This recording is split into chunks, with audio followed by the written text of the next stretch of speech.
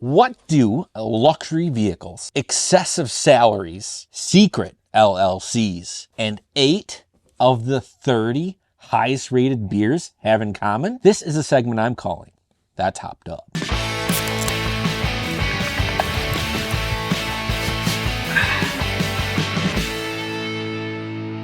What's going on, everyone? Josh here, drinking a can of Stone Chocovesa. This is an Imperial Stout, 8.1% ABV, inspired by Mexican hot chocolate. This is a stout brewed with coffee, chocolate, pasilla peppers, nutmeg, and cinnamon and vanilla. It is my favorite and the best Stone beer ever brewed.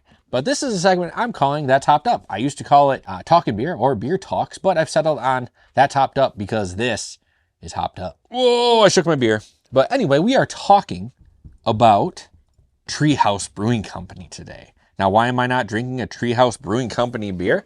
Well, that's because we can't get Treehouse Brewing beer here. Treehouse Brewing Company is one of the biggest craft beer booms in the New England area in the last 15 years. We're talking 5 different locations, one of them being Tewksbury Golf Course and Tap House, the other one being a tap room on Cape Cod Bay, waterfront property, with a 6th location that will be opening up in Saratoga Springs, New York. A very bougie stuff. It's very fancy stuff. In the state of Massachusetts alone, Treehouse Brewing has a $143 million economic impact. And on beeradvocate.com, they have 8 of the 30 highest rated beers in the world. But there is trouble brewing at Treehouse, and it is not bad beer. Eric Granger, a 2% minority shareholder in Treehouse Brewing, has filed a lawsuit against the founders and majority shareholders, Nathan Lanier and Damian Goodrow. I think I said the names right. Maybe I didn't, but it really doesn't matter. And now, before we get too far into it, maybe this is just a case of someone who is kind of wealthy being angry and suing someone who is more wealthy. But we'll get to the bottom of this nonetheless. Now, I got to read the next part off. I had to write this down because it's kind of a lot, at least to try to memorize to do on here. Mr. Granger claims that despite Treehouse's impressive and sustained financial performance, the defendants continue to deprive Granger and, in the past, former minority shareholders from enjoying any real financial benefits from their ownership stake, including historical refusal to issue dividends to shareholders. He also claims that from 2017 to 2020, the defendants have paid themselves with excessive salaries and bonuses totaling over $4 million, purchased ultra-luxury vehicles for personal use, such as 2 2019 Tesla Model S's, hopefully they got the plaid mode or whatever Mr. Musk is calling them these days, a 2016 Range Rover Sport, a 2021 Mercedes GLC 300, and a 2020 Audi Q8. The defendants also created 2 secret LLCs in this time frame that were paid over $10 million from property acquisitions. Now, this was before those opportunities were made to Treehouse. Now, as the founders, and I think probably a CEO type deal, it might be in the best interest of Treehouse for those to be offered to them first. Granger hit them with what is called a shareholders derivative demand, which is a type of lawsuit that claims the officers of a company aren't doing what's in the best interest for the officers. So I think by them secretly opening these LLCs and making money with them, that it's supposed to go Treehouse's way first. They're supposed to do what's in the best interest for Treehouse. Now, if they're making this money outside of it, they're clearly screwing over Treehouse LLC. Now, this led to the defendants transferring their ownership of these secret LLCs to Treehouse. Now, here's something important also is Granger wasn't the only minority shareholder, but he eventually became that because the 2 founders, and the defendants in this case, have bought out the other ones.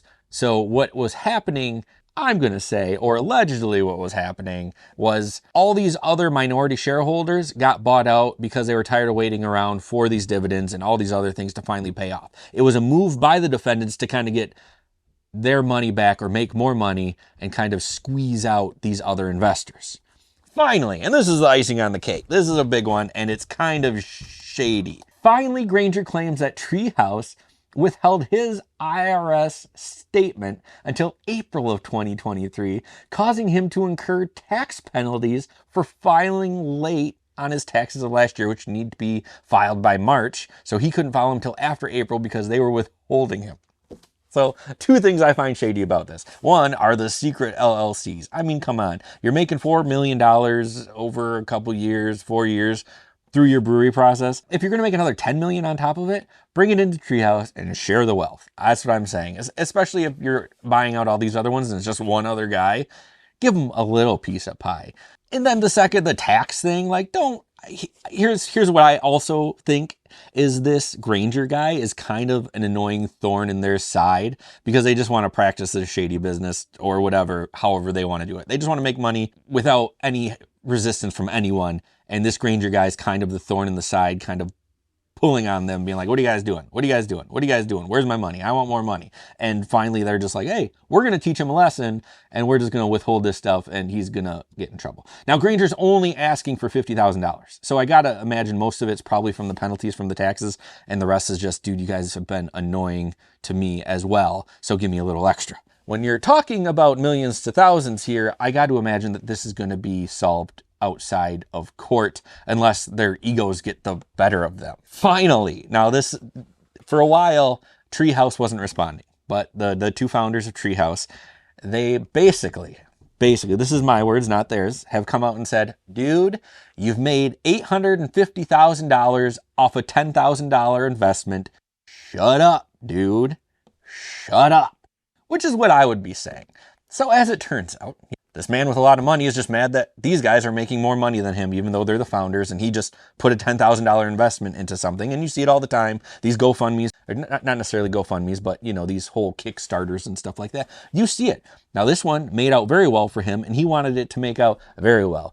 Also, at the same time, these two guys are, I guess, doing some shady stuff. In reality, this has been very hopped up.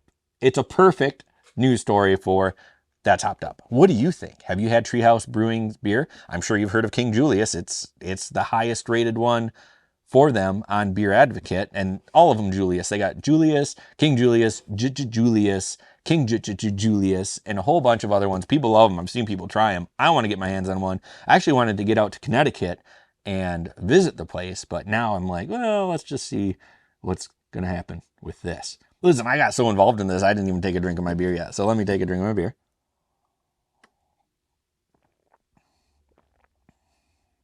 Oh, still as amazing as I remember. I love the pepper sizzle in here. Everything, the hot chocolate vibe about it is very good. Now that's going to do it for this episode of Half-Assed Beer Review. This new segment called That's Hopped Up, where we talk about news and things that are weird in the craft beer community. Hope you enjoyed yourself. I hope you had a good time. If you're new here, please subscribe to the channel, give this video a thumbs up, share it, and let me know what you think down in the comments. Before you go, check out my friends Banter and Babble for the best pop culture wrap-up Wednesday nights, 9 o'clock on Twitch. And also my friend Drastin the Dungeon Master at 7 Dungeons on Twitch, Mondays at 7 o'clock for the best Dungeons and Dragons around. And always remember to please keep your fridges full and have a great night.